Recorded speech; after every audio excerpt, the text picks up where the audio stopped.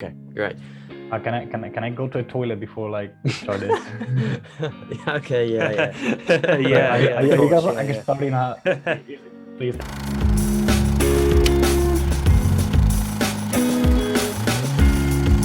Hello, ladies and gentlemen, boys and girls, and welcome to the Fine Cut podcast once again.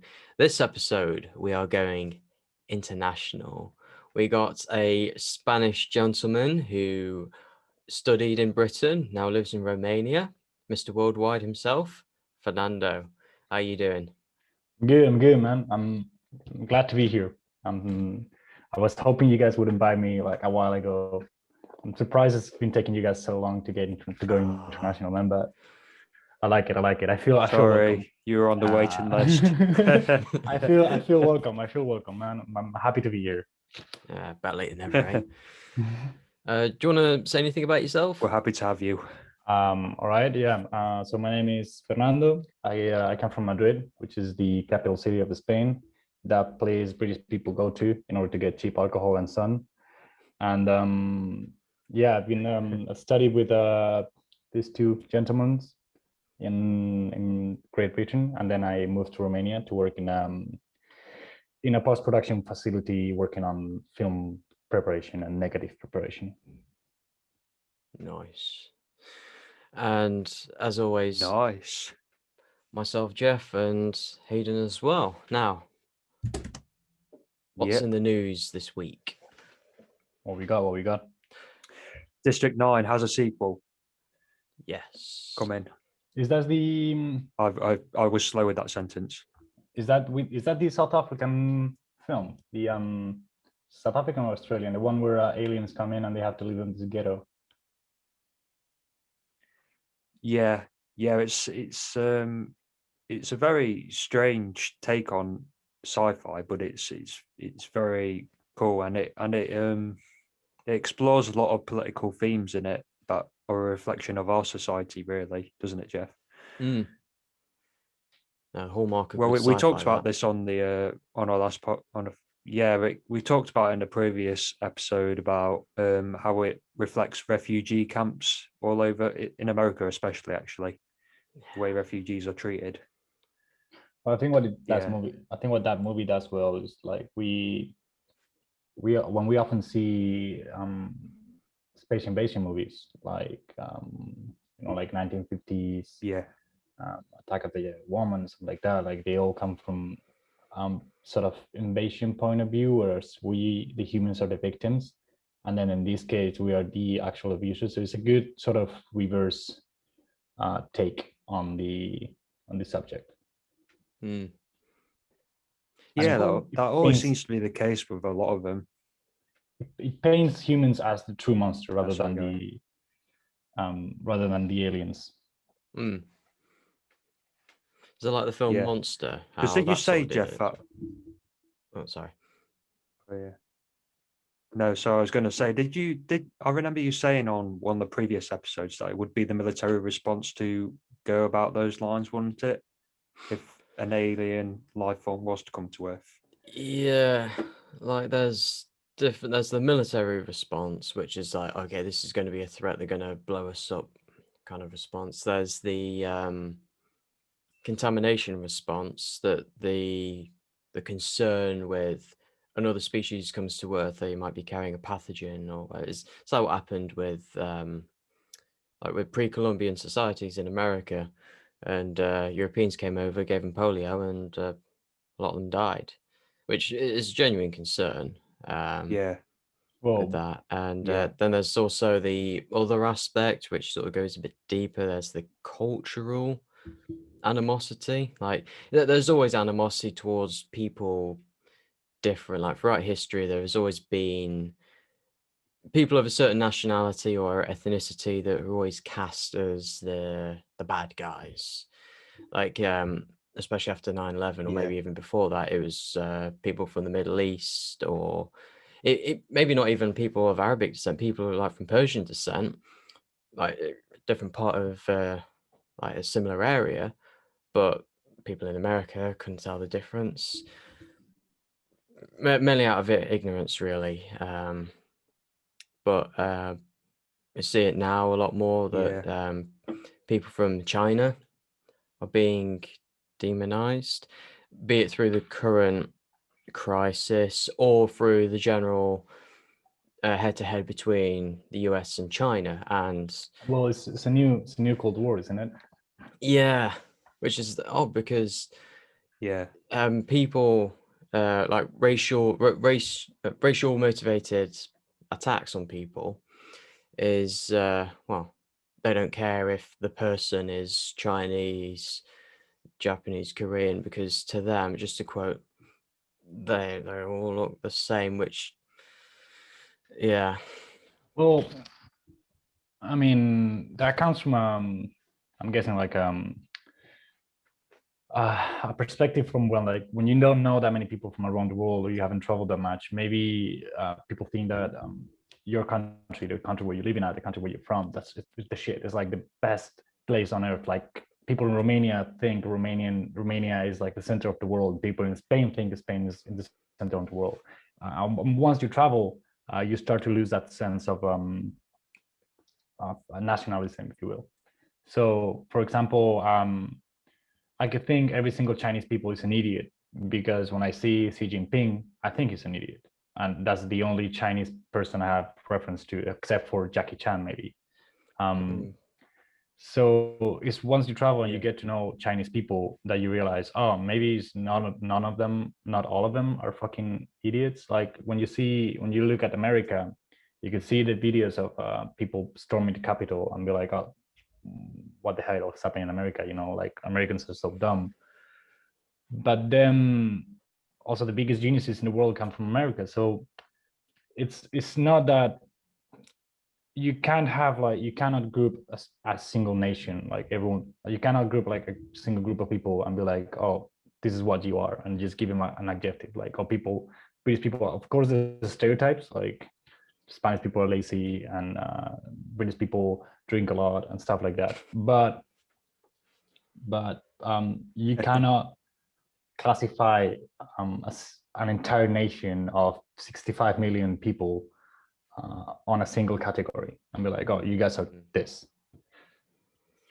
So what are the other stereotypes of British people from a foreigner's perspective? Just out of curiosity, really. So from a foreigner's perspective, at least from my experience, Americans see British people as this sort of classy gentleman, Oxford type, suit and tie, always, oh, you want a cup of tea, you know, like being super eloquent and super, how do you say, well educated. Whereas Europeans see British as more of a like the little brother who maybe like gets out of hand, like gets out of control like too often. Like you guys drink, and when you drink, you guys like go crazy. Like you at least like when I've been to the UK, I think people cannot handle the alcohol really well. So that is like people in Spain drink and they get drunk, they have fun, they dance and they go home. But people in the UK, when they drink, they get into fights and they start shouting. And so I think the stereotypes of British, at least from what we learned in Spain, is you guys are alcoholics. You guys are super sort of you distance yourself physically. Oh yeah, right now we tend to do that because no. But I mean, you know, like maybe like sort of South European peoples, so Greeks, Italian, Portuguese, Spanish, French, even Romanians, like they are very physical in the sense that they'll hug you and they'll give you a kiss, and they'll have no problem like touching you on the back and stuff like that. Whereas British people sort of step away from physical contact. Okay. Yeah, so that is the main stereotype. And then probably the biggest stereotype is like, you guys don't know how to cook. Oh yeah, isn't that a thing that British food is always terrible? Yeah. I mean, because we always have this joke in Spain where it's like the most famous British dish. It's not even British, it's Indian. So which is chicken tikka masala. So we do say that in Spain. No, honestly, but I love the UK and I love England, and it's such a fun country to live in. Yeah. And then one final thing is, you guys, either you don't know how to put on sunscreen, or you or your sunscreen is shit. Because when you go south of Spain, I know this.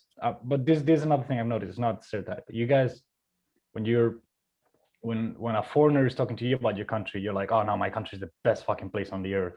And then when you talk about your country, you're like, oh, the UK is shit. I hate Boris Johnson. I hate fish and chips. So that is one thing I've noticed. Yeah, fair enough. There's a mix between like a stereotype. There's a mix between stereotypes and then and what I've learned or what I've seen. And British people, at least in Spain, when they come, like young people, these are stereotypes. Like they do. I don't know if you guys know this in the UK, or you refer to it as with the following term, which is balconing. Balconing is like when you jump off a balcony onto a swimming pool. Oh, okay. So there are in Spain, like in the southern part of Spain, like in the Mediterranean, especially in Mallorca and the islands, they have like these huge hotel buildings or like right next to a swimming pool, and they had to close so many swimming pools because British people and German people would jump off the balcony into the swimming pool. And I think it was like there used to be like 15 deaths every single summer. Wow. They used to be and they even started like a competition, like, whereas I think Germany, I don't know if it was Germany or England. I think maybe it was England who came in first, and you got 3 points per death, 1 point per injury, and and I think that's it. And I think Britain had like this was summer of 2019 when they started it, and I think Britain had like 30 points and Germany had like 28 or something like that. And is that mainly in places like Benidorm? Yeah, that's it. Benidorm is more of a place for it's a very touristic place. Like they and it's a place for the elderly, I think. Like I think young people usually tend to go to Ibiza or Mallorca, someplace like that. Okay. Because Benidorm is where most they're all British people, once they retire, a lot of them move to the southern part of Spain, Andalusia, and especially Benidorm is places like that. But I think Benidorm is in Valencia actually. Yeah. But and there's towns in Spain, in southern Spain, where the mayor is British, and and like 60% of 70% of the census is British population. Wow. But yeah. What about Gibraltar? Fuck. Don't get me started on that. No, Spanish conservatives, like the sort of the most extreme conservative party, they claim that Gibraltar is actually Spanish, and they like starting this whole marketing campaign where one of their biggest officials is not the president of the party, but like the second in command, something like that. He actually swam around the coast into Gibraltar with a flag tucked into his in his swimming shorts. And then when he got to Gibraltar, he just pulled it out and be like, Gibraltar Español, which means Spanish Gibraltar. So yeah, it's an issue. Whereas if you have like, I'd say about 2 neurons, how you call it, the brain cells. It's an issue with if you got if you got at least 2 neurons, you don't really care about. But then there's people in Spain which are like, oh no man, this bothers me every single fucking day that British people got this territory. It's like, you go there to get cheap tobacco. That's it. Well, you got archipelagos in Morocco, so yeah, we got That's the thing. Like we got cities in Northern Africa, same as British, like England has this city in southern Spain. So it's a bit of hypocrisy. We ask to take that, but then not give back to Morocco what should be, according to some people, rightfully theirs. Yeah. But and I mean, it's a whole. It's quite similar to some of. No, I was going to say it's quite similar to some of the things that happen over here. Obviously, we've got quite a few Polish communities over here, which is similar to kind of like the British communities you have over in Spain. Yeah. So it's. I think it's every country, isn't it, that has different communities from foreign lands, don't they? Like America has. I was going to say America has like the Mexicans and the Latinos and stuff like but that. I think those communities like the UK is so much richer than obviously Poland or Pakistan or places like that. So so I think the immigration that you guys got there has to do more with people actually wanting to get a job and improving their lives. Because if I don't have a job in Poland, or I have one that doesn't pay for my family, then I'm going to move to another country where I can get a job that actually pays for food, for rent, for everything. And I think the British immigration that we got in Spain, it's more of like elderly people who actually retired and they just want to move to a place where it's sunny 90% of the year. You got good food and life is easy, basically. So I think those are the main difference. Like the Latino community in the United States, if it's all right, you got a small percentage which is Cuban, which they fled because of Castro to America, and then the bigger part of the Latino community in the United States is people who have crossed the border just because, and I mean not necessarily crossing illegally, but just crossing the border, as in going to the U.S. just to have a better chance of having a job which can deliver food for your table and some sort of stability to your family. Yeah. I believe that Cuba and America are working together now, aren't they? They weren't years ago, because I actually went to Cuba. I've been to Cuba. It's a brilliant country, very nice people over there. Well, I want to go. I mean, they say like the street light with all the Cuban music, and they say it's freaking incredible. Yeah, it's lovely, and the people there are so lovely and stuff. There's obviously I think they could change some of their laws and stuff like that to help improve people's lives. Like apparently the tourist workers get paid as much as doctors over there. It's incredible. That's what it was. It's incredible. Yeah, taxi drivers, I think, is one of the highest paying jobs in the country. It is, which is weird. Well, the same, but I mean, not necessarily Cuba because they got this communist regime, but things like that happen in every single country. Like if you cannot deliver the opportunities for people who study, they're going to go somewhere else, or they're going to try to get another different job. Because why would I study 10 years of medicine when I can just get a car and become a taxi driver, and I'll probably earn twice as much? Could I offer a rebuke to that argument? What is?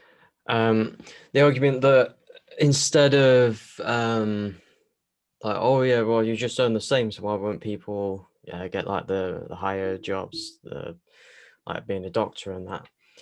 Usually when you speak to doctors and nurses, they don't do it for the money. I mean, it does become a factor, but their main concern is that they're doing it for, well, to be a doctor, people, to help, like the humanitarian aspect to it. Yeah, but at the same time, it's an incentive. Like if we were to pay if we were to pay the hardest jobs less than we pay the easy jobs, then there won't be anyone paying the hardest jobs, doing the hardest jobs. I mean, like if you like, okay, Yeah. unless you have like a true vocation, why would I study like 7 years of engineering when I can become a waiter tomorrow and earn the same money? You know, like. But Like what gives you more fulfillment, being a waiter or being an engineer? Well, Because it's I not just mean, about, it's about your personal fulfillment. If you honestly, Jeff, but I think you gotta have like a stability base to start thinking about fulfillment. Like if I don't have nothing to eat at the end of the day, how the fuck am I gonna think about fulfillment? Like I gotta first cover my needs. hierarchy of needs, yeah. The easy way to cover my needs in Cuba, for example, is just to get a taxi, is become a taxi driver. Yeah. Oh yeah, but that would also then assume you that can the think minimum about wage is fulfillment. low. I don't know what the minimum wage is in Cuba. I'm guessing it's not too high. Well, the minimum wage isn't No, a minimum. It's mainly a set. Oh yeah, we can't pay you any less than this. A lot of companies do. Okay, fair enough. If they want to maximize employees, but if you have your lower classes being paid a higher minimum wage, doesn't have to be too much higher, but if they're being paid a little bit of a higher minimum wage, that money isn't just going to puff and disappear. That's going to go straight back into the economy. If you want to stimulate the economy, you want to stimulate spending. And to stimulate spending, people need more money to spend. I mean, it's a hypothetical. You could compare the economy or the minimum wage in America, compare it to Australia. Australia, it's relatively high. But yeah, they don't. I get what you're saying. I completely get what you're saying, and I totally agree with you. yeah. I think we are two main problems. For example, in Spain and here in Romania as well. So I think it's more of a European problem. Is people getting paid very little, and above getting paid very little, which what it does actually is stall the progression of society. Because if I don't have enough money by the age I'm 27 or by the age I'm 30, I'm going to start to think about getting married and having kids and maybe buying another house, and that sort of stalls the progression of economy, because no one is having children right now. I mean, if you could look at population sorry, is the, how do you call it, the nurture charts, you see like obviously it's like a shape of an urn. So you got this big chunk of population which is between 30 and 60. Then obviously people start to die, so you get like the peak, which is people like above 60 years old to 90 years old, 100 years old. And then at the bottom you see like for a few years now, for at least 5, 6, 7 years, people are just not having kids, and that's at some point that's going to blow up. Like there's not going to be a strong enough working force to pay for pensions, like once my parents retire. Is that globally? I think at least in developed countries it is. Okay. Because we see like the cost of living is increasing and the salaries are stalling. So people don't have a chance to really progress, because it comes back to what I say, like you first need to cover your needs. And if you're constantly having to cover your needs because you constantly don't know whether you're going to have enough food at the end of the month, or you're going to have enough to pay for rent, you're not going to think about, oh, maybe I want to fulfill myself and have children and get a better job and start studying. And like, you're not going to think about that. That's going to be the least of your worries. Yeah. No, yeah. And then the other problem we got, I think, is legally companies are sort of maneuvering around. So most of them, they're either paying like what we in Spain we call it in black. So I pay you like up to a minimum wage or a minimum number, where above that I would have to pay Social Security, and then So, and then whatever rest, I just pay you in cash. So say, for example, your salary is 900 euros. And then if I pay you more than 500, I gotta start paying Social Security, which is another 30%, 40% in taxes. So what I do is I pay you 500 or 499, so I don't have to pay Social Security. And then the remaining money, so the remaining 400 or 401, I pay you in cash. So at the end of the day, you got 900 and you're happy because you got your money. You don't care whether or not companies are paying Social Security. So it's stuff like this. Like we got trainees now who are 28, 29 years old or 30 something. You're not supposed to be a trainee about 25, 26 really. You should get not an established contract, but the jobs are becoming precarious. Like we already seen that in Italy and in Spain, and it's slowly coming to the UK, and it'll come to America in no time. In some ways it already has, hasn't it? Yeah. Well, 2008 housing crisis. Oh, yeah, I didn't know this. Credit scores were only a thing in 1989. Before that, it was like, it's what they base it on for your eligibility for a mortgage or a loan, I think, what banks do. I could be oversimplifying it, but I'm no banking expert. But before that, it was a lot easier to get a mortgage for a house. Well, because I mean, there was a huge bubble built upon people lending money or borrowing money from other people. So it was people buying debt from other people. Because I know, like, with the the interest, I'm gonna gain like a bit extra money, and then I'm gonna sell this debt to another person, and then it's just people. And it was banks taking in so much collateral. Like they're I don't know the banking term for it, but I saw a documentary recently saying like Morgan and Chase Morgan, I don't know, like JP Morgan and all of these banks like Lehman Brothers and all that were taking in like 13-to-1 chances, I think. So it was like they had 1 billion in their account, in their like 1 billion of the bank's own money. They hold that in assets, in debt, they hold it 13 billion. So if no one pays the mortgage, I mean, it's just a complex stuff. But what we've learned from that is we don't have to construct an economy based on people borrowing money from other people. So I guess maybe that has contributed to less investing and more sort of well, maybe that has developed into what we have now with this job crisis and not having job stability for young people and all that. Anyway, that's maybe my thought, and I may not be expressing myself really well, but that's just what I think. Oh, I think you made some good points. Yeah, man. Yeah, yeah. No, well, I think it's just fair to say. I think with like, now I was going to say, I think the thing with, I don't know if you find this, I don't know if you think the same, Jeff, but like, credit scoring is just like, what's the word? Encouraging young people to take more loans out. Would you agree with that? Yeah, in a way.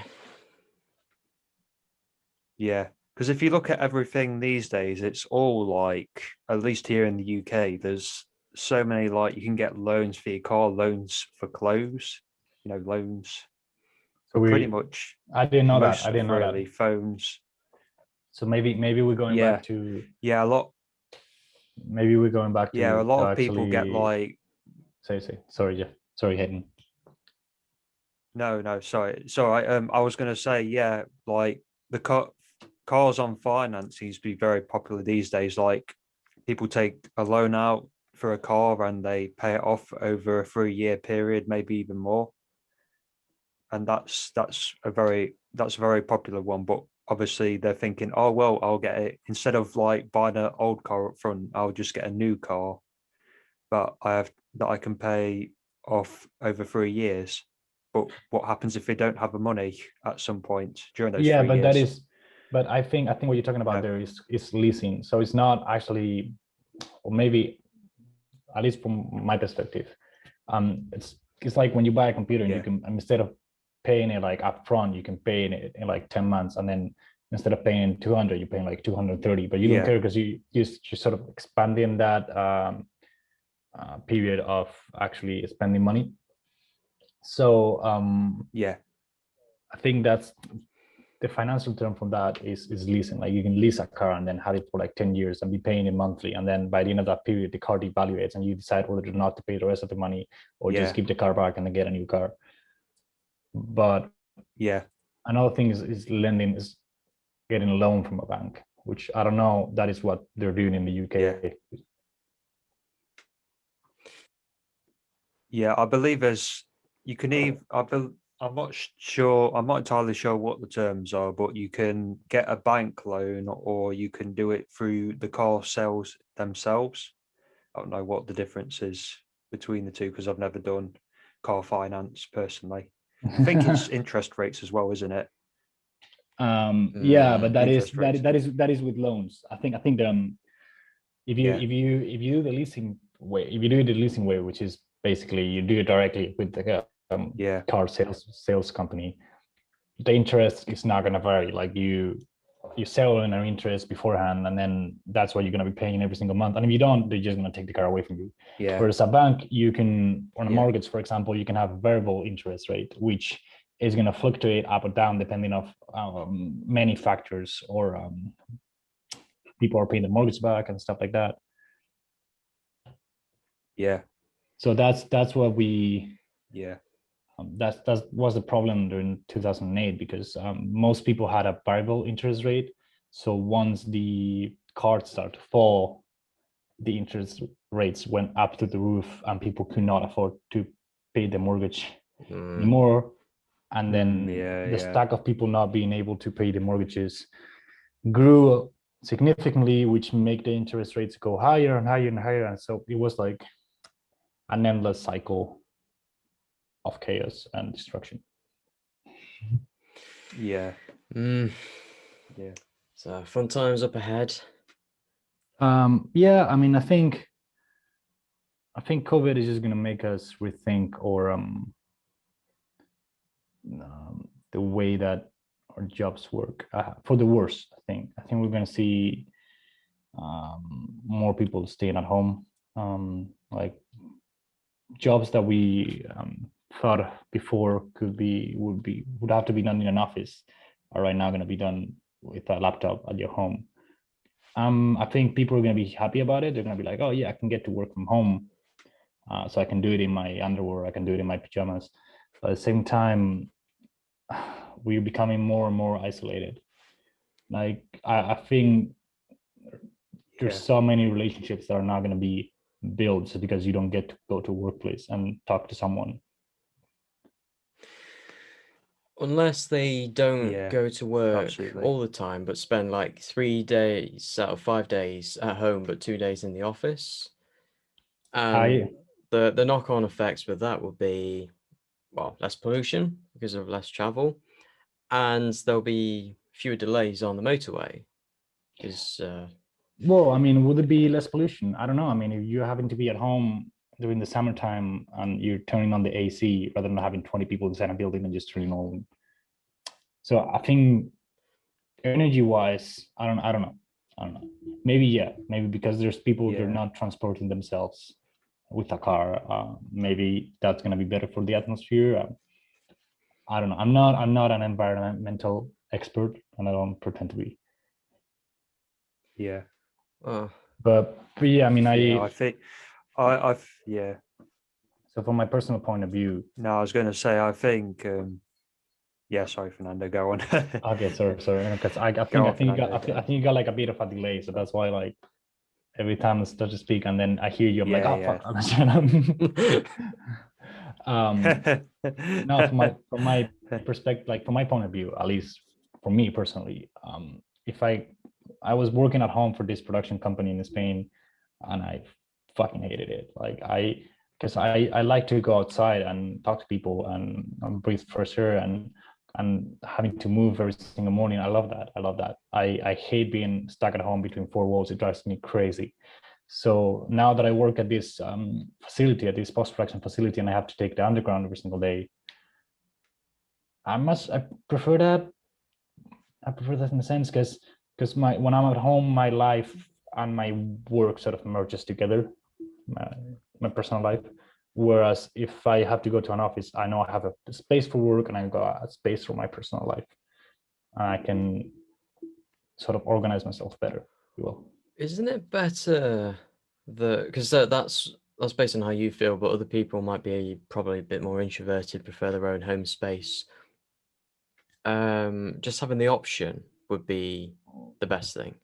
I don't think they're gonna give you an option. It's just gonna be like, maybe for a few years they will, but at the end of the day, if I got an office where 30, 40 people work and I have to pay for electricity, food, water, coffee, whatever other expenses you may have, like the rent of the space, do I really have to bother? Like, why won't I just send all the people home and then maybe buy them a laptop or buy them a comfy chair or something like that, which, yeah, initially is going to cost more, but at the end of the day, I'm not having to pay the rent of this huge building or the electricity cost of this huge building. So companies are just going to be smart about it and just going to be like, oh, it's a way to cut cost, you know? Okay, yeah. I think, and that comes back to to how our economy is more based on short-term gain rather than long-term progression.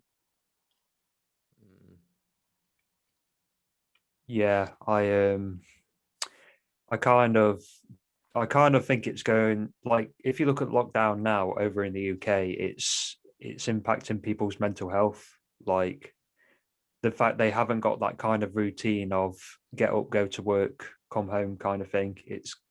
I don't know, like for me personally, like I'd hate to be stuck at home, like working a job as well as, because I obviously work outside my home, so I don't have that issue. But like my neighbor works from home, and I don't know how he does it. Like he works all day and then he's also at home and stuff. So being stuck in the same place, it drives some people crazy, you know. I guess it depends on who you are really and what you like. Maybe for you, Jeff, it's something you might prefer. For me, maybe not. You know, I think it depends on the person really. Yeah, no, you're completely right. You're completely right. I mean, for me, I much rather go out and having to take a 40-minute commute to work every single day than just waking up and sitting in the same place every single hour, every single day. So, I mean, it's just a preference and knowing yourself. Also, if people live in like a council house, they might not have the space to, because if there's like 2 or 3 adults there who also need to work at home, well, the room just isn't there.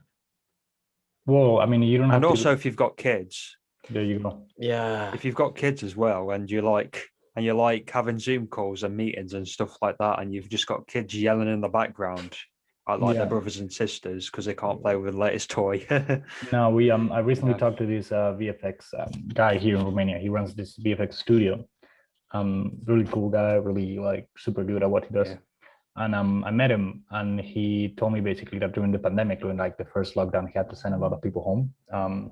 Home, not meaning firing them, but just like having to work from home. And so they're VFX guys, so they have like big PCs at home and like they're ready for this type of stuff.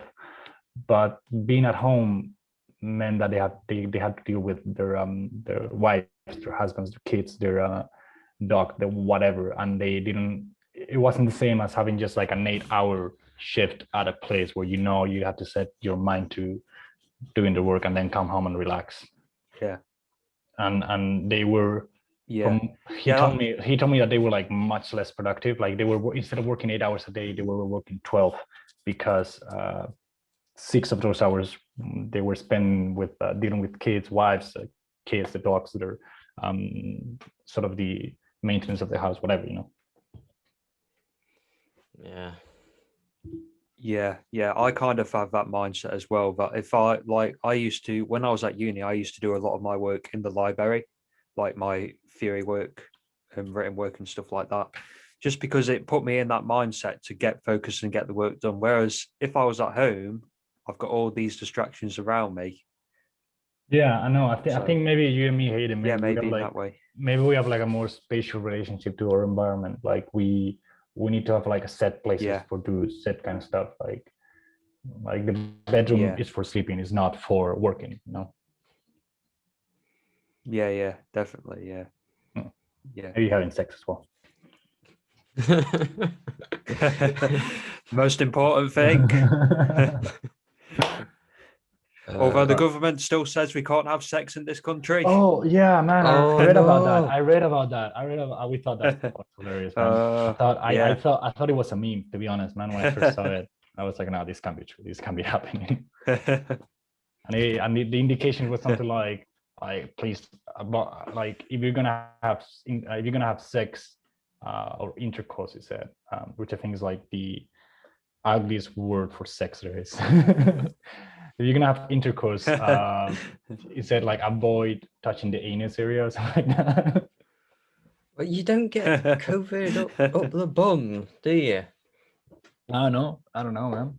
Maybe you do. No. Oh, well, they've found traces of the virus in fecal matter, but that's because the respiratory system is attached to the digestive system. The virus will get down; it gets destroyed by the enzymes and not the enzymes, but the stomach acids. It breaks down, but the receptors are still there. The receptors are what triggers the Yeah, but test. maybe when they wrote that, they didn't know that. I mean, think that you gotta think about that. This virus appeared about a year and a few months ago. I read this in May. All right, maybe.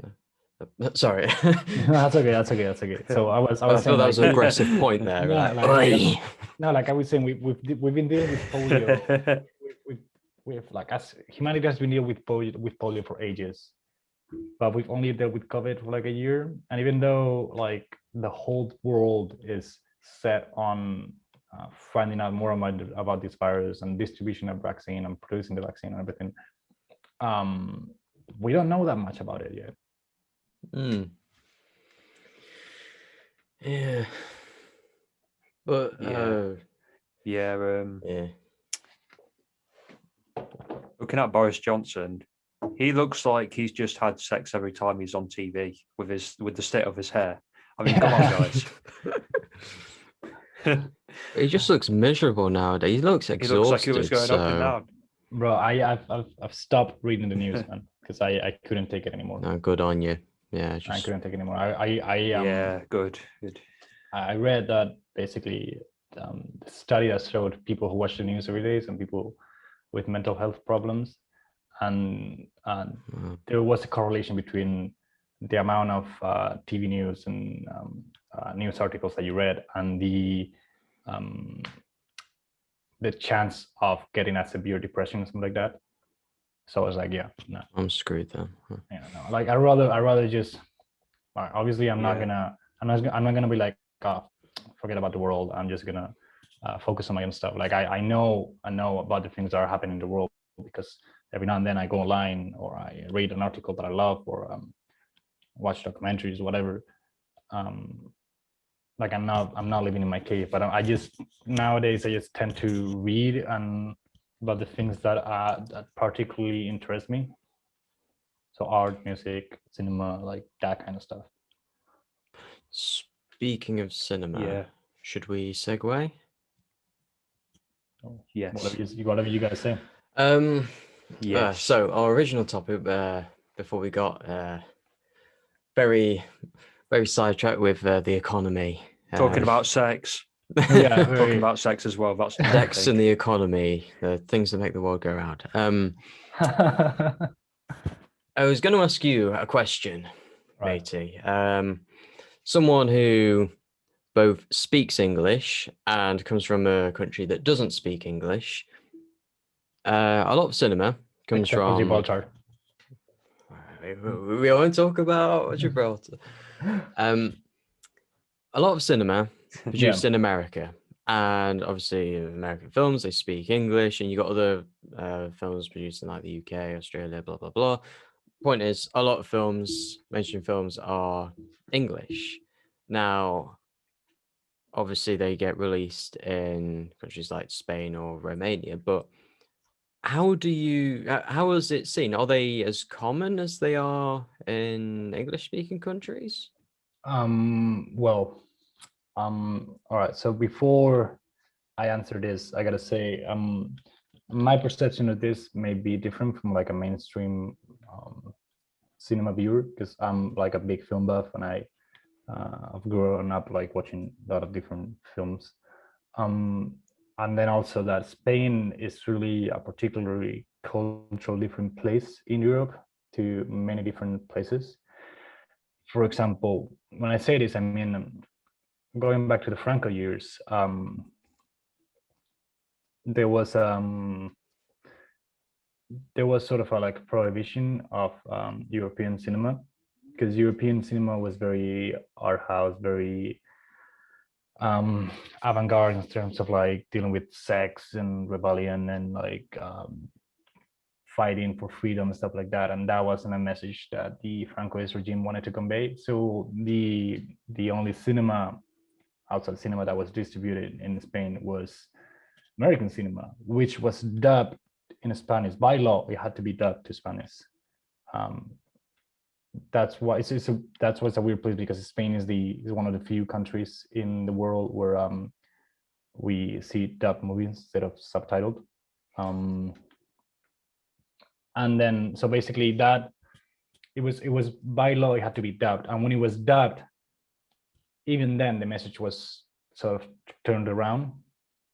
So you got movies like Alice in Wonderland, where there are certain scenes where, for example, the mother is reading a book to Alice. It's like a children's book, and in the Spanish version, she's reading to her about like how great Christopher Columbus was. So so we were kind of, at least my understanding is that we were kind of force-fed American cinema, because obviously Spanish cinema at the time didn't have the resources. So we've grown up drinking more from American cinema than European cinema, mainly because American cinema was spectacle. Spanish cinema couldn't afford that. We couldn't afford big actors or huge stunt sequences or whatever. And we weren't allowed to watch that much European cinema. So is it still dubbed today? Yeah, it is. Like up until recently, you had very few cinemas that played like the original version subtitled to Spanish. And I mean like up to like 5 years ago, something like that. There wasn't a single, like there was only one cinema in my town that would play originally like the original version of the film subtitle. Everything else would be dubbed. And but nowadays you see like more and more cinemas have like special sessions. So they have like the standard Spanish dub session, and then at 7:30 or at 5:30, whatever, they have like the special subtitle version. And people are leaning more towards subtitle, just because, I mean, you can't judge actors or actors' performance if you're not listening to them speak in their own language. Okay. Even though if you can't understand it, I mean, it's a much more real experience. Do they have the same thing in, say, South America or Central America? Well, yeah, but they do tend to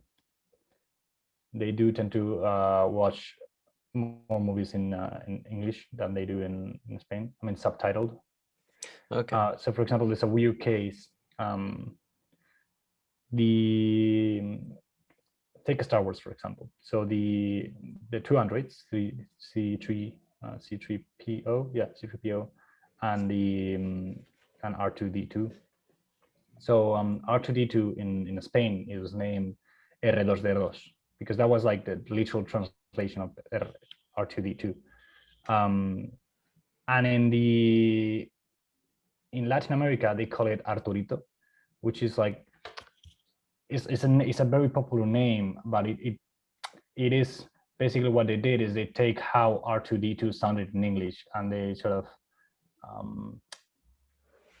of like establish it or insert it into their own language and way of speaking. So what I mean to say by this is that they watched a lot more movies in English, and so their vocabulary has expanded from that. There's a lot more, I think, like maybe not in like deep South America, but there's a lot more English-speaking population in South America than in Spain. Okay. Yeah. We don't tend to have as many dubs over here, do we, Jeff? Like, I think there wasn't that what's that Mexican drug lord's name? Chapo, isn't it? Wait, but you're talking about the Yeah, but there was that drug lord who kept breaking out of prison. That's his name, isn't it? Was it El Chapo or something like that? Chapo. There was there's a series out on Netflix about him. Oh yeah, have you seen it? We've got like the English dub. Yeah, we've got the English dub, and it's terrible. No, man, you need to watch it. Like the lip sync is terrible and everything. You need to watch it in Spanish, man. Yeah. Honestly, like Spanish dubbing is pretty good. Like when we get British, like we get English speaking TV shows and films, and we dub them to Spanish. Like the dubbers, they're pretty good because they've been doing it for ages. There's like a tradition of dubbing in Spain, and voice actors are like really, really good. Are there any other countries that do that? I think Japan, I think, do it. Yeah, there's dubbing for everything. There's Portuguese dubbing. Even in Spain, we have like Catalan dubbing, Spanish dubbing, Galician dubbing, Basque dubbing. Like we there's a market for it. I'd say Spanish market is pretty good. It's like a pretty decent size. But I fucking hate it. Like I fucking hate that. I much rather watch a Chinese movie in Chinese and read subtitles than have it dubbed to Spanish. Yeah. Is it the same with because you mentioned the cinema? I presume that's like cinema release. Is it the same for TV, broadcast TV, and streaming? Yeah, it is. It is. And the funny thing is, the smart thing is that one voice actor usually does one actor. So you got one. Wait, who is it? So I'm trying to think of famous voice actor, but I can't remember which character he played. Anyways, so for example, the guy who plays George, who dubs Clint Eastwood, he's going to be dubbing Clint Eastwood for the rest of his life, because when we Spanish people think of Clint Eastwood, we hear that voice, the Spanish guy's voice. Yeah. So when you hear Clint Eastwood's real voice, is it like, oh, I didn't expect him to sound like that? Yeah, that moment? Yeah, there's a lot of it. There's a lot of it. Like I grew up watching dubbed movies, so for me, Clint Eastwood has this like very characteristic voice, and I'm not gonna say he loses it in English, but I think like the Spanish dub version of Clint Eastwood is just like so much more badass than the English one. Yeah, like I've seen it with has anybody watched Dragon Ball Z here? Yeah, and I used to watch. Anybody watched any Dragon Ball Z? Yeah, I did as a kid. Yeah, well, I actually I watched the original in Japanese, and I find a lot of people in the UK and America hate the Japanese voice for Goku because a woman plays Goku. Ah, man, I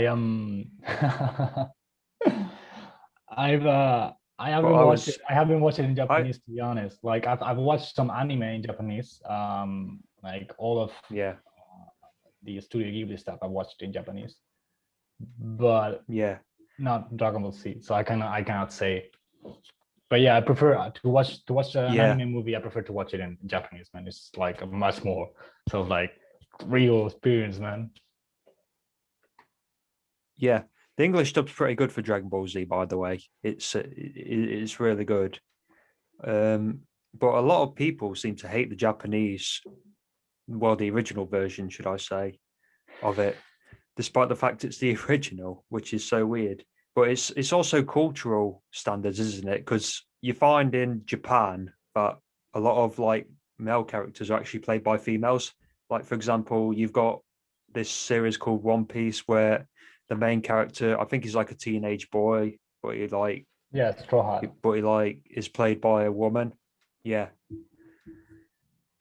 So it's also like cultural standards, isn't it, of what different countries expect.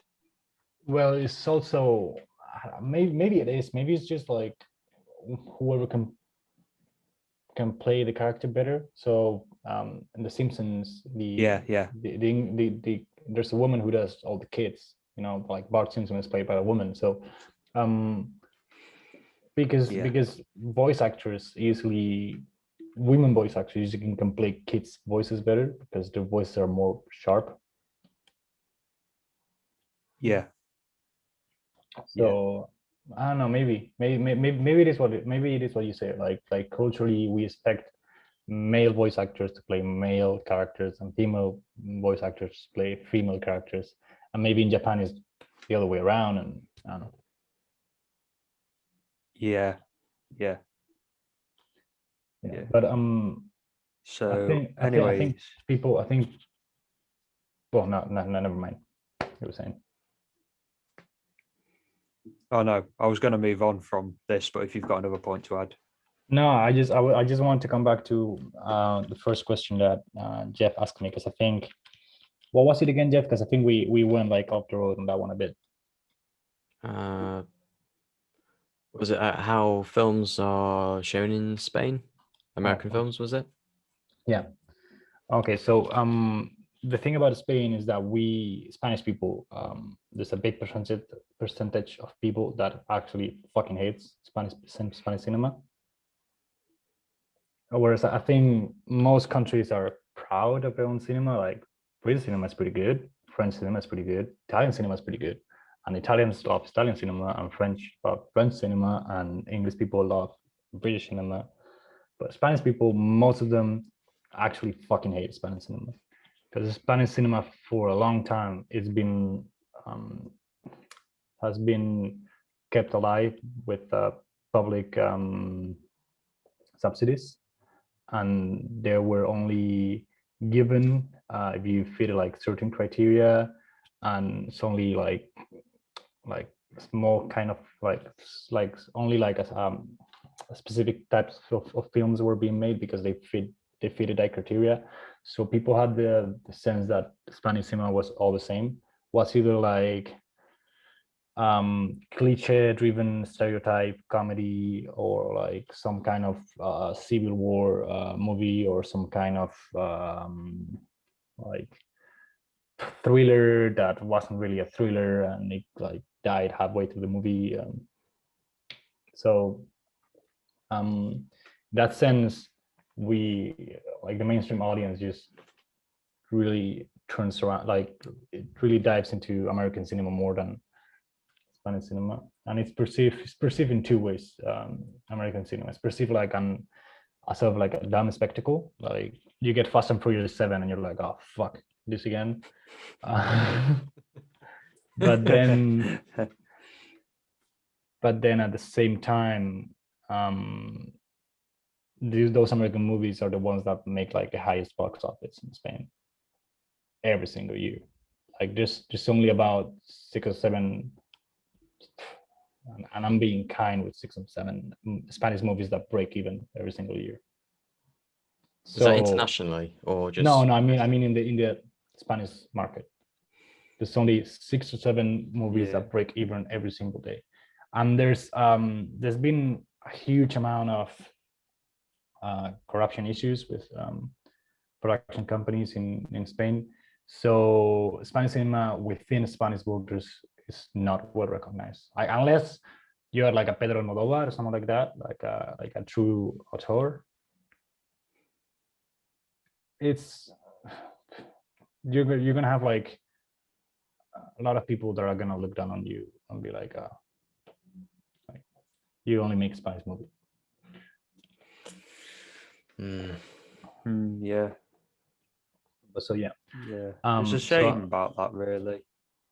It is because we got some, honestly, we got some great movies in Spain, like great, super fun, super original, different movies. But the thing about the Spanish cinema is that it's usually not successful outside Spain. Why? Because we Spanish people have like a very culturally specific way of living that we understand. Like American way of living, I think we all kind of understand, like, because we've all seen high school movies and we all sound like the quarterback always gets the girl, and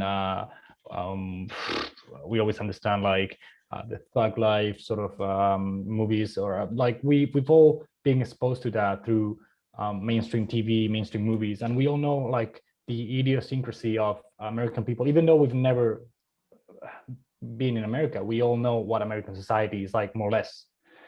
But Spanish society is really complex, and it has like this really sort of specific ways of being and stereotypes. And if you've been living in Spain for your whole life, you know that you know that's funny. You know that joke is funny. But if you take that to another country, then maybe they don't understand it, because they make a joke about the Catalans and the Basques, and you've been living in Spain, you're like, oh, that's funny, because I mean, I've been exposed to this my whole life. But if you haven't, you're like, what the fuck is this? Just for clarification, it's like with the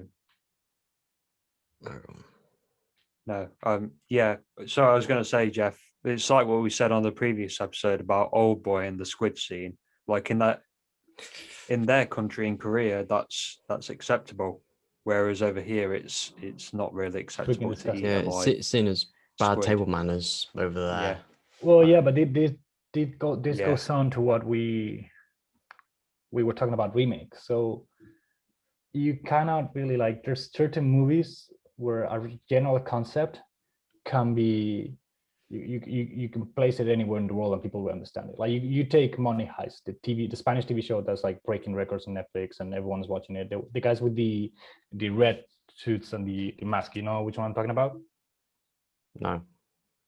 Man. Yeah, I know what you're talking about. Yeah, I do. All right, so it's a Netflix TV show it's really famous, and it's a Spanish TV show, and it's basically a bank heist, and everyone can understand a bank heist, even if you lived in Cambodia or in Canada or in New Zealand, you know what a bank heist is, and you know like the basic concept of like we go in, we we kidnap some people, and we go break into the strong safe, and then we take out the money and we escape from the police. Like everyone can understand that. But there's some kind of cinema where I was talking about like the specific stereotypes.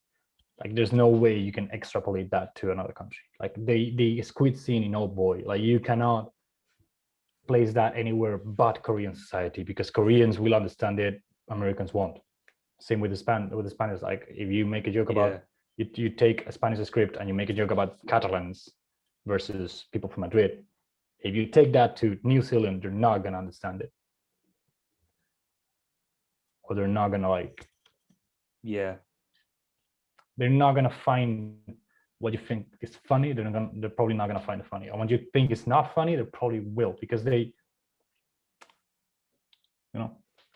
Yeah. So speaking of remakes and remakes of foreign films, should we say?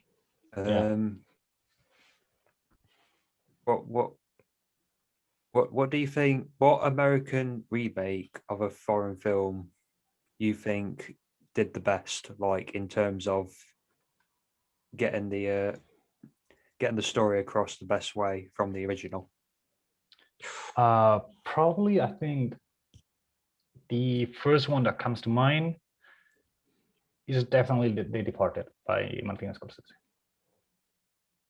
Because once again, like I would have to agree as well. That original movie in Hong Kong, like the concept is simple to understand. It's one guy, one policeman infiltrated in the mafia and one mafia guy infiltrated in the police force, and they're trying to find out the other's identity. And you can place that story anywhere in the world, and it's still interesting, it's still engaging. Like you can place it in England, you can place it in Boston, you can place it in Madrid or Romania, and people would understand it. Everyone has police, everyone has gangsters of some there you form. go there you go there you go there you go. But there's this, for example, this other film, and then once again it's Martin Scorsese, which is a master of cinema, so it will be pretty hard for him to smoke, I think. Dragon Tattoo also did really well. Yeah, well, but yeah, Dragon Tattoo, then again. Oh yeah. Dragon Tattoo is a very, I think, it's a different case because it's placed in the same environment. Like Dragon Tattoo, the original Swedish film and the David Fincher one, they both take place in Sweden with Swedish characters, and so yeah, the only thing that switches maybe is language. Although it was something that's what's his name, Stellar Skarsgård, said in an interview that I found interesting, was it wasn't based on the issues in Sweden, but it was based on the discussions in Sweden. A lot of that is to do with like feminism being a thing, female empowerment, because you obviously have your Elizabeth Salander being, assaulted, and then her taking revenge on it. There were some differences there that in the Swedish version, the humiliation of her attacker was more important. I haven't watched the Swedish version. I haven't watched the Swedish version, so I cannot say, but I'm guessing. Oh no. I'm guessing what David Fincher did, because I've watched David Fincher, was sort of digested down for American audiences. It never took away from it. I think the one thing that I think, because you can't talk about Dragon Tattoo without talking about the rape. But with Elizabeth Salander taking revenge on her attacker in the Swedish version, she actively degraded, and there's a lot more sadism behind like what she did, and she also penetrated him with an actual dildo. In the American version, she penetrated him with like a chair leg or something. Where in the American version, the violence in it was more, I got you, blah blah blah blah. But I don't know, like it seemed to be in Sweden. Obviously, we look at the cultural context with that. They're all quite feminist, and really, like more so than I think fair to say the UK or maybe even Spain. I mean, I haven't been to Sweden, but I'm guessing it's pretty easy to be more feminist than most countries nowadays. Yeah, it's like all the Nordic countries tend to be quite similar with that. Well, yeah, they tend to be like more Danish advanced democracies in that sense. Yeah, that more social programs. You could argue that they're relying on the state led to being attacked, but let's not get off course. You were saying. Yes, sorry. No, you were saying that they are basically the issues with student society were not portrayed properly in American version. Yeah, it was more for an American audience where the violence was the aspect to it. Well, but because in Sweden it's more the humiliation to it. But this is filmmaking 101. Like you make films for an audience, and you got to take the audience into account. So if you know that your film is going to be watched by Swedish audiences, you want to portray something that Swedish audiences will understand. So maybe that's why it has like a more feministic touch to it, because American audience maybe is not as feminist or as like Swedish audiences. So maybe what they do is just digest it down or sort of tone it down so it can be more understandable by American audiences.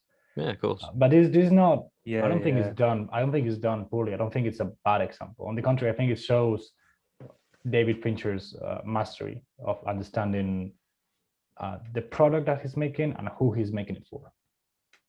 It's also a better made film as well. Yeah, absolutely. No, definitely.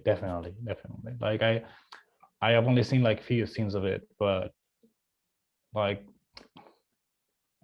David Fincher is one of my favorite filmmakers. So I'm not 100% biased in this. Or unbiased, how do you say it? Yeah. So Biased. so I'm not 100% biased, but the US version is just, and it has like all the Fincher's sort of like camera movements. So you're saying, Hayden? Yeah, it's strange they never went to do any of the sequels. Like, didn't they like skip it like 2 books or something in the American one?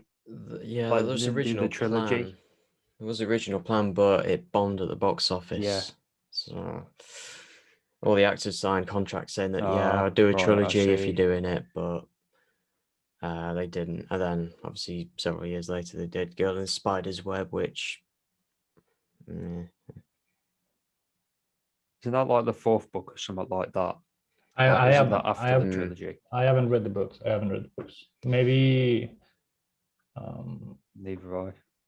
Maybe Stieg Larsson's death had something to do with it, like they not being able to do the trilogy. It was due to not earning enough at the box office because it did bomb. Okay. Yeah. It sucks that the movie bombed. Yeah. It's so good. It's honestly so good.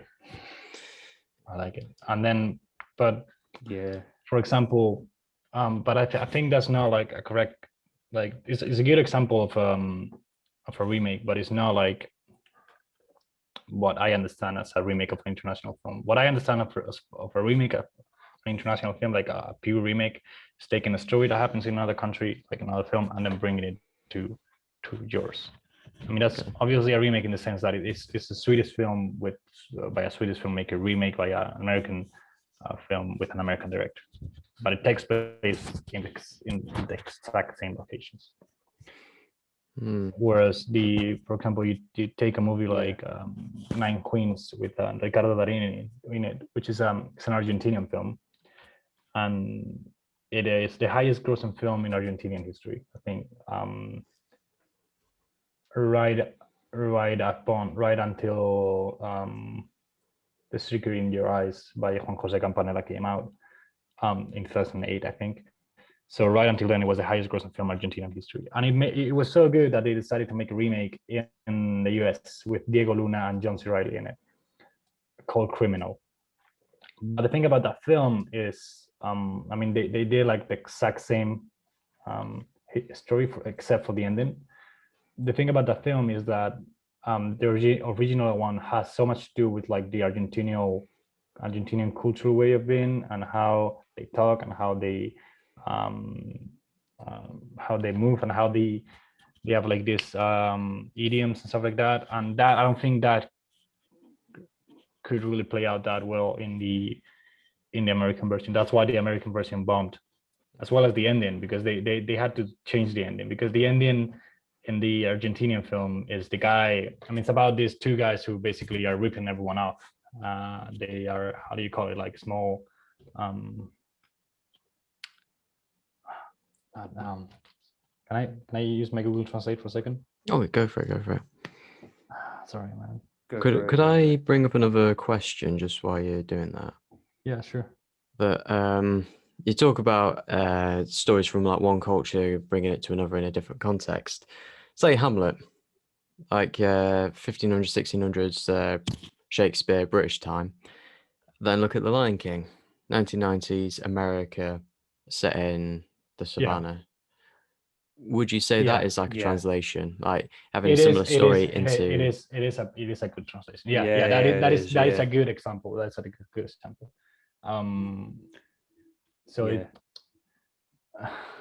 I don't know if it would classify as a remake, because there wasn't an original Hamlet film made by Shakespeare back in the 1600s. But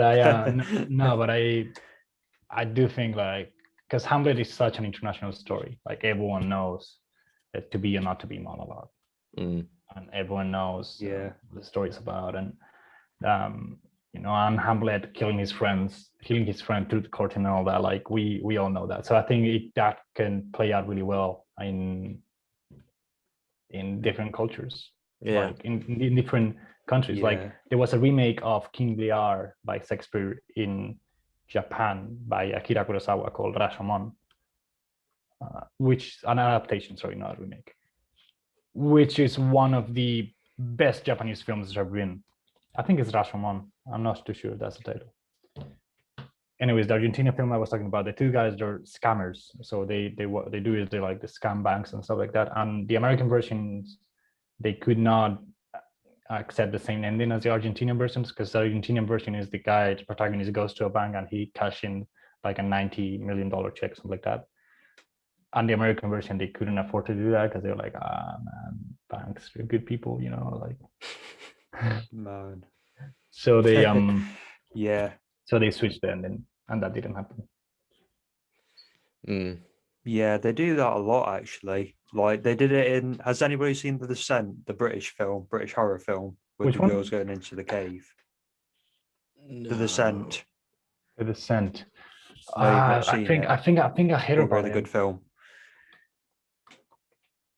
Yeah, it's where these women go into they go cave exploring, and then they end up running into a bunch of creatures. They change, and in the original British version, that actually I don't know whether to spoil this or not. I'm going to spoil it anyway. Do it. Spoiler alert.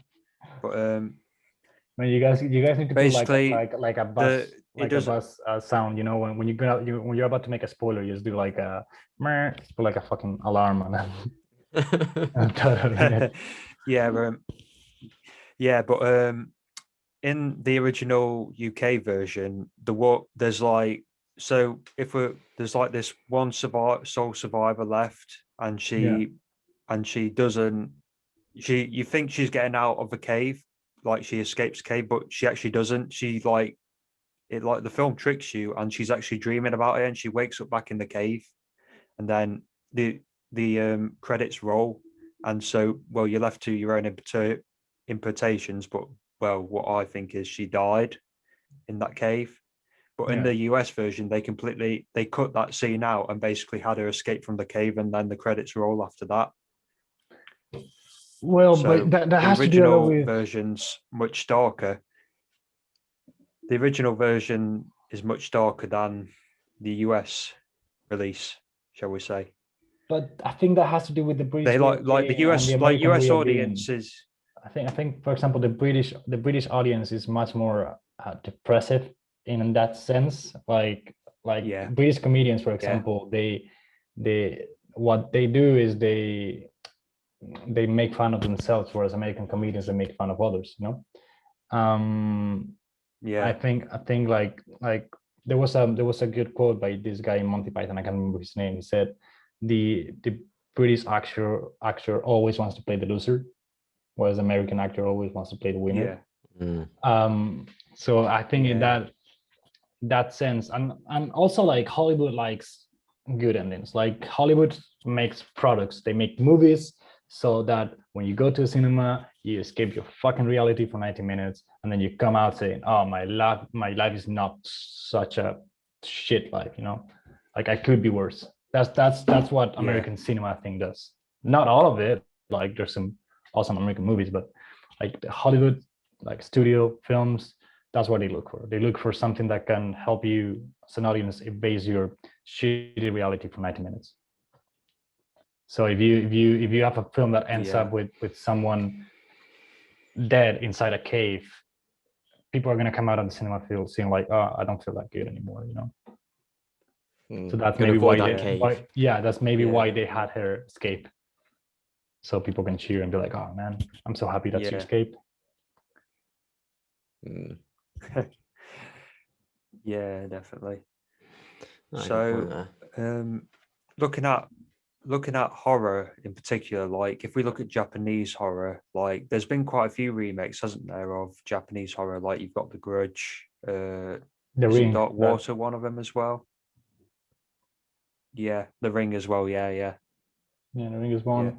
think there's a few. The Ring. Yeah.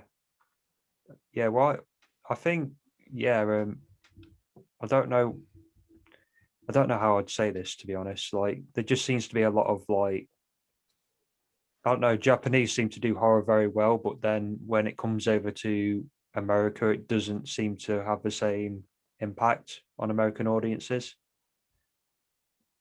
Like, I'm not sure. I think it also has to do with, for example, I think it also has to do with American audiences not watching a lot of foreign films. Yeah. Because American audiences, I mean, us Europeans tend to watch a lot more international cinema than American audiences, and that's a fact. That's not like an opinion. That's just box office records that international movies do much better in Europe than they do in the US. So that's why maybe remakes of international films do not tend to do very well in American cinema. Like, or they just completely change the story, like they did with Martyrs. Has anybody seen Martyrs? Martyrs? No. It's the French film. Well, I don't know if you'd call it horror, but like it's like putting the same category as Hostel, which I don't think is fair. But they actually made an American remake of Martyrs, and it was fucking awful. There's like two parts to Martyrs. There's like one part that's very different from the other part of the film, and like the second part of Martyrs is quite depressing in a way, and it's quite dark and horrific. And like the American filmmakers just decided to change that part completely, like just to make it more happy. So I guess that kind of relates to your point about American audiences wanting something more happy, a film that they can come out with that's more happy. Although I can't remember actually what happens in the American one, whether or not they survive or what. But it was a lot less dark than, say, the original version. Well, I think it's just what the studios are looking for. Like, I, as a studio, cannot distribute a film that ends bad as well as I can do with a film that ends well, if you will. Yeah. Like, I haven't got because people are not gonna, because most of film marketing, what we understand as film marketing, as getting a film out there, is word of mouth. It's not P&A, it's not print and advertising. It's people watching a film and then going to their friends and being like, oh, you gotta see this film. It's fucking amazing, this film. So if you got a film that ends with a bad ending, say the protagonist dies and something depressing, and then the credits roll, you're not gonna have that same word of mouth, like mouth to ear marketing, because no one is gonna be like, oh man, you gotta see this film, it ends so fucking bad, you're gonna feel horrible afterwards, you know? Like, that may be attractive to some people, but most people are not gonna go to the cinema if you go up to them and be like, yo, you gotta see this film, you're gonna feel like shit afterwards. Unless you're talking about the Human Centipede, that worked. But I mean, you know, if one of you guys came over to me and be like, Fernando, you gotta go to the cinema, there's this film that they made, it's whatever, it's an Hungarian film or Egyptian film, and it's so depressing, but it speaks the truth about the human character. Like, it's so real, and it's about like how life sucks and how depressing it is, and how everyone is gonna die in the end, and no one is doing anything to stop it, and we're polluting the world and everything. I'm gonna be like, no, thanks, I don't want to watch that. Like, I've watched a lot of movies, but I wouldn't want to be part of that audience. Like, I would much prefer watch something like Cinema Paradiso, which I know is gonna make me feel good at the end. Speaking of which, a film that fits that category, or The Platform, would. It's not a nice film, and the ending itself people might describe as unsatisfying. Well, it's an open ending, really. It's just Well, a lot of people might call it like unsatisfying. Yeah. Other people might think, "Oh, okay," and then start thinking about it and rummaging through it. But I think the platform is such an original concept that it's Mm. hard to pinpoint it. I mean, I personally heard it through word of mouth, and it's like, "Oh, okay, there's this film, blah blah blah blah blah," and it's like, "Oh, okay," and I have a look at it, and it's like, "Oh, Have you seen it? yeah." So what do you think of it? It's definitely unique, and sort of the way it does things is. I mean, always got a soft spot for low budget films, be it like it good or bad. Always like, oh, look at you. But it did it really, really well. I mean, it was the same set, wasn't it? Just Yeah, no, I think they only build two at least like the making of pictures, because you can see them online, the BTS. They only build like 2 floors. The rest was a green screen, and the platform was like this thing that they use in construction, which is like a massive level. So it was like a really cheap film to make. It was like $1.5 million, something like that. there you go. I mean, it's only $1.5 million, but No, what I mean, yeah. budget wise, Yeah. that was. But still $1.5 million. It's actually pretty decent for a Spanish film, I think. Like the highest. Yeah, definitely. The highest budget for a Spanish film, I think it's been like 24 million, something like that. Which is like indie level for American industry. So being on Netflix as well, you talk about many Spanish films don't get the money back through, presume, cinematic release. Being on Netflix, it would probably get that back, wouldn't it? But the thing about Netflix in Europe is that they, by law, they have to have a certain percentage of films and of content being European. So Netflix will buy so much shit just to make it to that percentage, and then like they'll buy so much content, so much European, because I think it has to be like Netflix Spain has to be like 30% Spanish, something like that, or I don't know, like maybe not that much, but I think Netflix Europe has to be like 30-40% European. So you'll see so much by law, and you see so much shit on Netflix because they just buy a lot of content so they can fit that, so they can meet that criteria. I'm waiting for all the coronavirus films. Yeah, man, I was for all the coronavirus films on Netflix. There's gonna be loads, lads. Man, I started to make this documentary during quarantine, and then 3 weeks after that, I stopped and started thinking maybe every single person with a camera is gonna make one of these. And this year, I think already like 4 or 5 Spanish documentaries about the coronavirus have come out. Internationally, that's probably like above the 100s.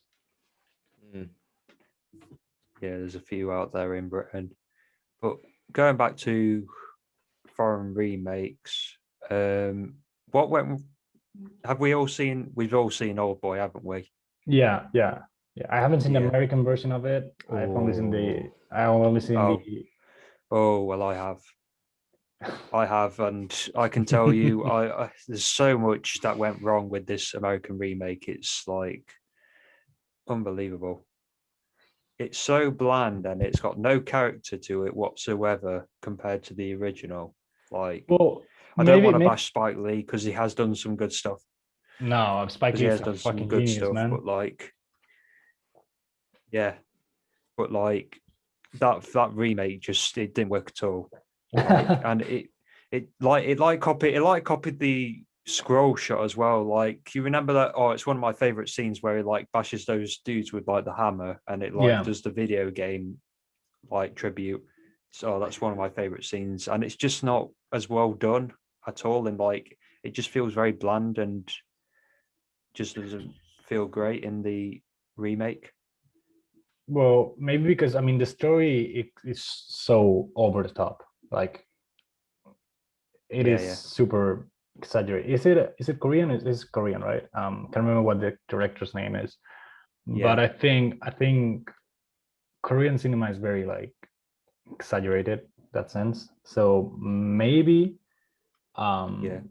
maybe that story fits well within Korean cinema, but it does not in American to an American audience. But the funny thing is, with Old Boy, the original actually took quite a lot of influence from Hollywood cinema. Did it? Well,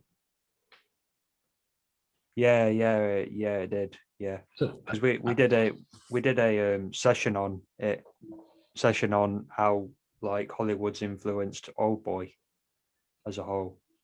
I didn't know that. I know Old Boy like, is particularly with the way some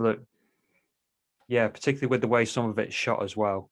Like when he's having the fight with those street guys, it's like it takes quite a lot of influence from like Hollywood films as well. You mean like the whole way, like the fight scenes that seems to be played out in like a 2D space? No, I'm on about the first fight he has with the like street guys. Oh yeah, when he takes the cigarettes out of one of them, and he's like testing out his fighting skills. Yeah, man. Oh man, I love that movie. I love that movie so much. I love that movie so much. And you're right. I mean, I haven't watched the American version, but everyone I've talked about it, they're just like, oh, it's not worth it. Don't do it. It's just a waste of time. Like it's the same story, but much worse. Mm-hmm. Did it come from a good place, do you think? Like, did Spike Lee want to be like, I want to do this tribute to it, but just fell short? Maybe he didn't understand that particular story wasn't gonna be well digested by American audiences. Like, I know the Old Boy comes from a manga, so it's an adaptation film. Yeah, it does. Yeah. So maybe somewhere along that remake of an adaptation was some of it was lost. I don't know. I mean, I haven't watched the American version. Hayden, do you know if there's like any sort of story variants with the original?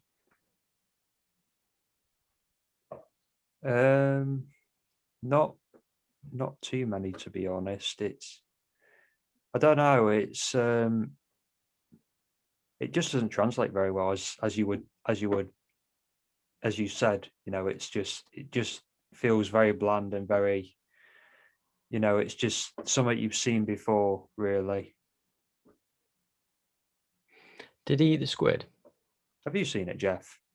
Bits and pieces, not all the way through. You know what?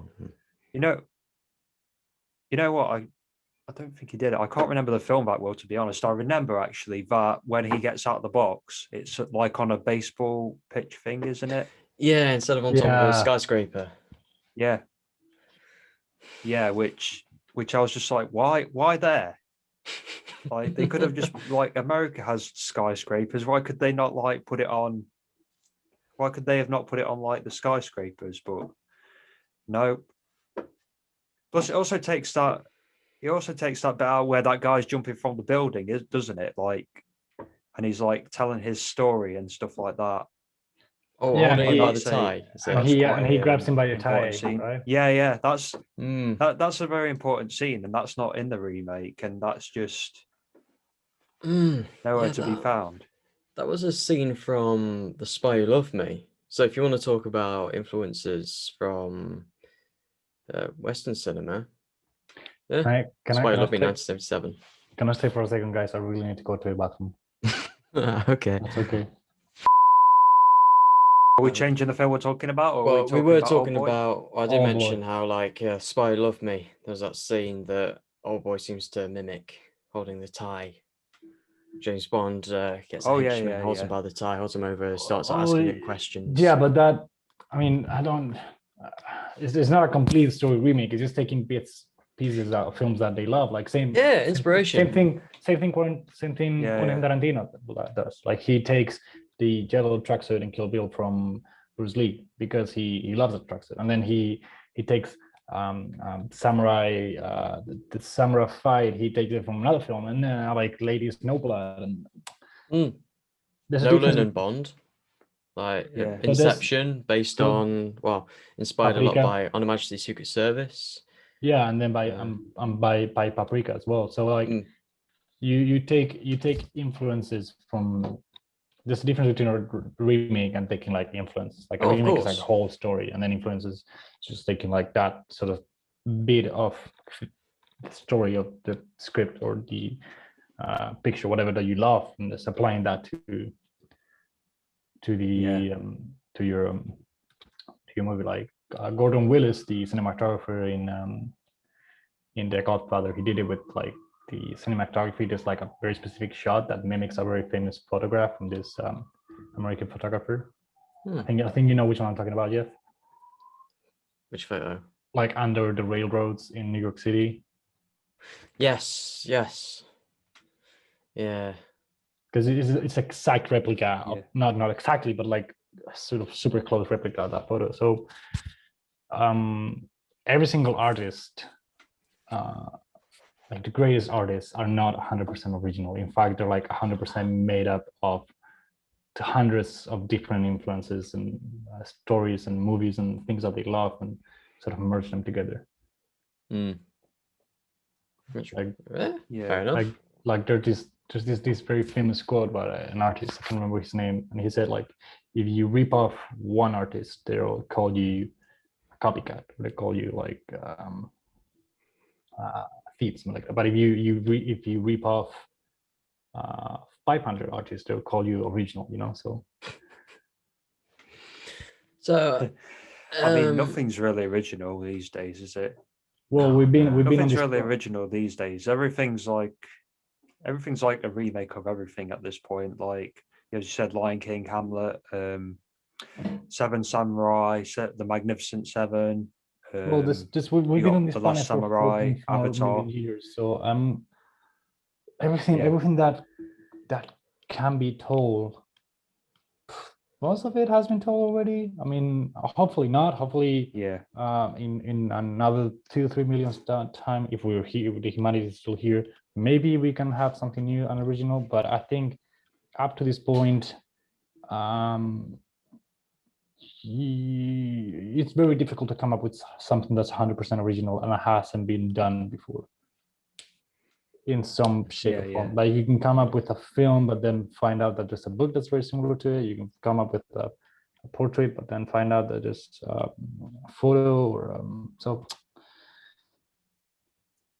It's humanity has created so much content that is very, very difficult to be original nowadays.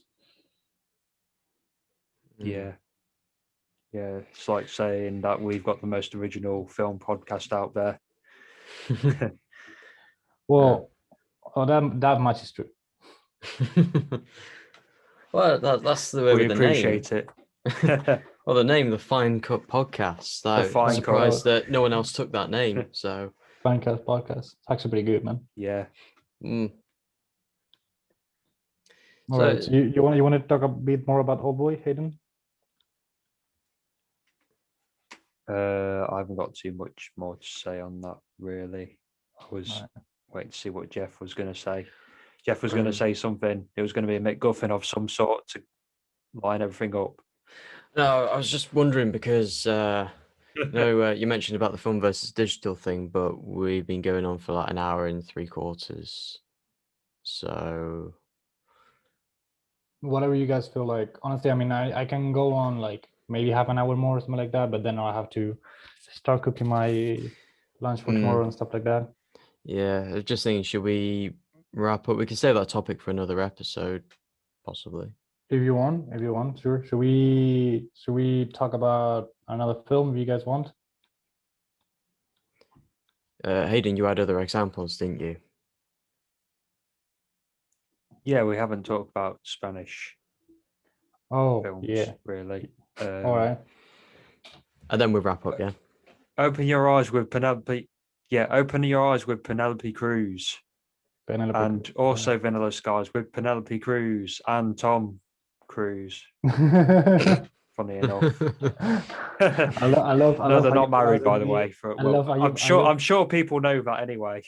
I love how you pronounce the names exactly the same. All right. To be honest, I don't know how would you say haven't- that? It would be like Cruise. I haven't seen it. I have not seen it. I know. I think it's Cameron Crowe who directed it. Who directed Yeah, it's Remake. Cameron Crowe. Yeah. And I knew it's Tom Cruise the and remake. but I don't know what it is about. I haven't seen neither the original nor the remake. So I don't know. I don't know. I don't know if I'm gonna be able to like add a bit to it. Oh well. Open your it's about a guy who basically he's like living his life, living the life basically, and he has like a car accident, and then his face becomes disfigured, and it's just about how that's changed his life and everything around him basically. But I think the difference between the two is I think the Spanish film has more heart to it. It has much more emotion to it. Maybe that's something more that the Spanish people like. It has more emotion to it, and it's just got more soul. Have we thought about just to pitch it out as a concept to you? Is there any remake of an international film that you think is better than the original, apart from the Swedish one, the one we talk about, the girl with the dragon tattoo with David Fincher? Like, because we've been going on about all these films and how the original is so much better than the remake, but is there any film that you think, oh no, definitely the American remake is definitely better than the original, apart from this David Fincher film? And The Departed. And The Departed, sorry. Asking the tough questions. This is what we're here tough for. Question. Mine's probably gonna, like, in a couple of nights' time, wake up at 4 a.m. be like, but I can't think of anything at the moment. Yeah, no, me neither. But it's not just a general thing that the original tends to be better than the remake, because if a film is inherently bad, no one wants to touch it with no one wants to remake it. So, it's a remake of this terrible film. Oh, well, that's going to be terrible anyway. Yeah, no, okay, I get your point. Yeah. That's actually a pretty good point. And also I think it's some of it is that we like human beings, we like to be the first to a place. So if the original was first, we automatically think it was better in a way, because you can tell, for example, if you tell a joke, you can tell it once and it's funny, you can tell it twice and no one will fucking laugh. And same thing, like everyone knows who was like the first man to step on the moon, but most people don't know who the second guy was. And we all know Christopher Columbus was the first to get to America, but we don't know who the second guy was. Wasn't even the first, was he? Who? Leif Erikson. Oh yeah. Fucking Vikings. No man, but I'm serious. Like, if that's why maybe subconsciously we tend to be like, oh, the original is just much better, because we kind of like it to be first, Romanticize in a way. There was probably. Sorry, Hayden. Yeah, there was one film that might have broke that cycle. It's not a foreign film remake, but it's by the Coen brothers, True Grit. Yeah. Oh, True Grit. A lot of people prefer the remake of True Grit to the original True Grit, because the original was a spaghetti which I western, find right? very fascinating. The original was a spaghetti western, right? Yeah. Okay, yeah. John Wayne. Yeah. Okay. Yeah. John Wayne was in it. Yeah, I remember now. Yeah, I mean, maybe also like, I mean, the Coen brothers are just masters. Probably one of my favorite American filmmakers there is, or they are. Sorry. They make like such good dark comedy, and they're masters of the craft. So maybe True Grit, like the remake, I can understand why it's better. It's the same thing with David Fincher's Girl with the Dragon Tattoo, because they are true like masters of what they do, and they understand what they're doing perfectly. Why their product is so much better. But at the same time, that is not like an excuse, because Spike Lee is also a master of filmmaking. Like he knows what he's doing perfectly, and then he made a piece of shit like Old Boy Remake. So you can make mistakes. Yeah. Only human. Yeah. Yeah, so that's right. No, that's actually a pretty good example. That's actually a pretty good example of Remake. Yeah. I've seen the original, but I've still not seen the remake to this day, which I'm not too happy about, because I really love the Coen brothers and what they do. No, bro, you should see it. You should see it. They're so the new one, the new True Grit is so good. And it has like Matt Damon. The funny thing is, the Coen, it has Matt Damon playing a stupid version of Matt Damon, which I think is fucking hilarious. The funny thing is, the Coen brothers just seem to know how to adapt stuff, whether it be a book or like a remake, should you say? Because No Country for Old Men, No Country for Old Men is considered one of the best adaptations of a book, because I think it only took like one part of the book out, and it was like a small minor part of it. Yeah, and some people actually prefer the film to the book. Honestly, I don't think the perfect adaptation of a book exists, just because the medium is different, and there's I mean, the book medium is literally it's literal. It's words written on a piece of paper, whereas the cinema medium is visual, is images. So there's no certain way to like make a perfect adaptation out of it. Once again, I think the Coen brothers, like, they did an amazing job with that book, because the book is like so cold and so like nihilistic, like non-sentimentals, like life is shit kind of stuff, and the movie keeps like that exact same tone throughout the whole like 2 hours of it. They did do one thing different, which was they left it like, obviously the guy's wife in the book gets killed, but in the film it's kind of left up to the audience's interpretation of what happens. It's man, I love that scene, but it's if you pay close attention, it's not left up to the audience, because basically in that scene, when you remember that scene when Anton Chigurh kills the Woody Harrelson character. By the way, the guy who plays Anton Chigurh is Javier Bardem, was a Spanish guy, and he does like an amazing acting job. I mean, that actor Anton Chigurh, man, he gives me the chills.